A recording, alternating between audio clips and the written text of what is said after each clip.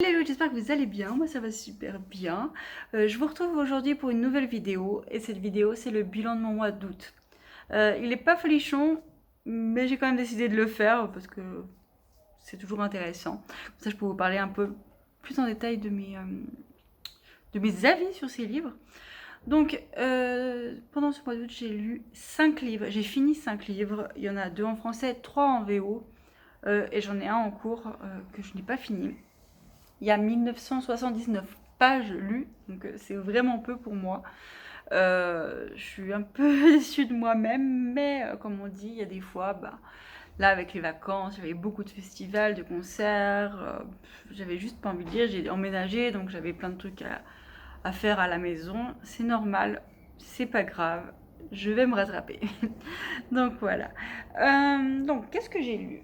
J'ai fini Nocturna de Maya Montaigne. Je vais pas revenir dessus parce que je vous en ai déjà parlé en long, en large, en travers. Je n'ai pas aimé ce livre. C'était un mix de Chase of Magic et de Six of Crows. Bien sûr, il faut qu'il y ait un avion qui atterrisse maintenant. Oui, dans ma ville, il y a un mini aéroport où il n'y a jamais d'avion, mais il faut que ça soit quand je fasse une vidéo. Voilà. Je n'ai pas aimé. J'avais mis genre 2 étoiles, je crois. C'est pour moi, c'est de la copie. Et puis, le seul truc qui m'intéressait un peu, c'était la culture hispanique, mais en fait, on n'apprend absolument rien là-dessus dans ce livre. C'est vraiment dommage. Et c'est une grosse déception. Heureusement qu'il est joli. Autrement, en LC, j'ai lu le tome 3 de TMI en VO, donc City of Glass, avec les filles avec qui j'ai fait la LC Shadowhunter. Tous les mois, on lit un livre de Shadowhunter. D'ailleurs, on en a recommencé un ce mois-ci, hier. On lit 2 chapitres par jour. Je vous en parlerai dans ma palle du mois, donc la prochaine vidéo. Elle paraîtra demain, si vous l'avez. Elle paraît juste après parce que je suis à la bourre, comme d'hab. Merci, j'avais dit festival, je pouvais pas tout faire. Mais voilà, aujourd'hui je vais poster cette vidéo et demain il y aura la suivante. Donc voilà, c'est City of Glass. Je ne l'ai même pas montré alors que je l'avais sous la main. Et c'était une relecture, hein. C'est pour moi un très très bon tome.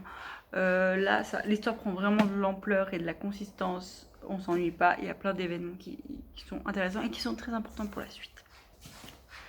Donc sinon, j'ai lu aussi ça en e-book. Donc Kian Rogue, l'artefact insoupçonné. Donc c'est le tome 1.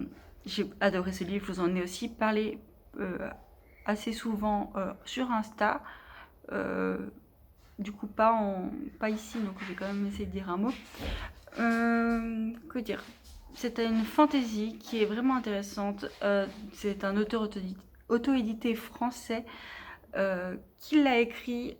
Comment dire, on commence où on se dit où il veut nous mener, parce qu'il va en fait nous décrire les différents lieux avec les différents dirigeants dans chaque lieu. Il va nous faire part de légendes. Il y en a même une au début, on croit que c'est l'histoire d'un personnage, mais en fait on se rend compte qu'il est mort depuis 400 ans. C'est pas vraiment un spoil, hein. Mais voilà, mais j'ai adoré son histoire d'ailleurs. Et tout se mélange et se rejoint.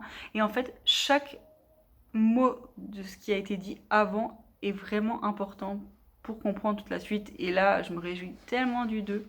J'ai beaucoup aimé ce livre. C'était presque un coup de cœur. Je dirais juste que il y a tellement de noms de personnages et noms de villes, mais il va faire un petit glossaire, donc c'est cool, que c'est assez difficile au début de se mettre, mais avec un peu de concentration, franchement, ça vaut le détour, je vous le conseille grandement.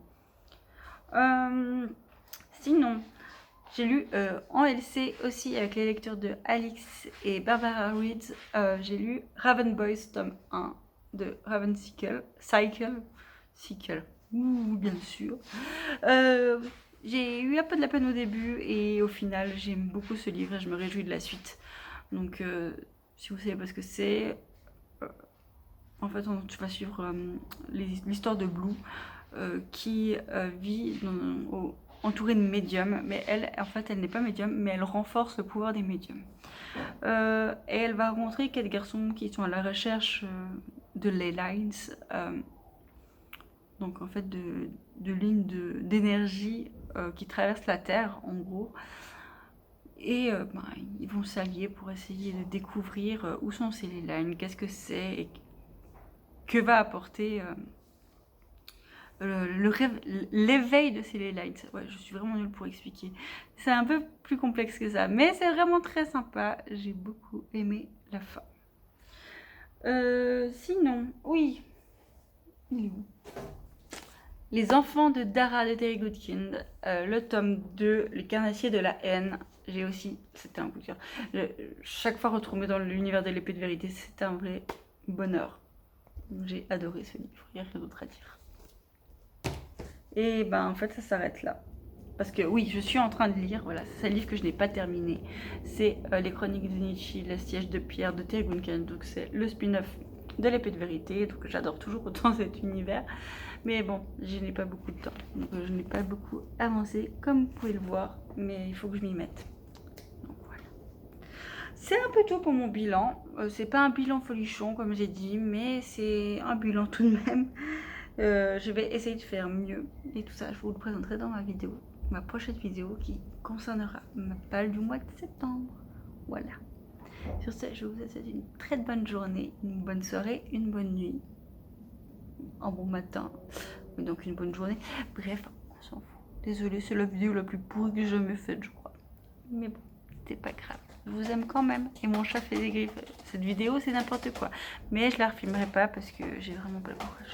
Donc voilà. Ciao, ciao les loups.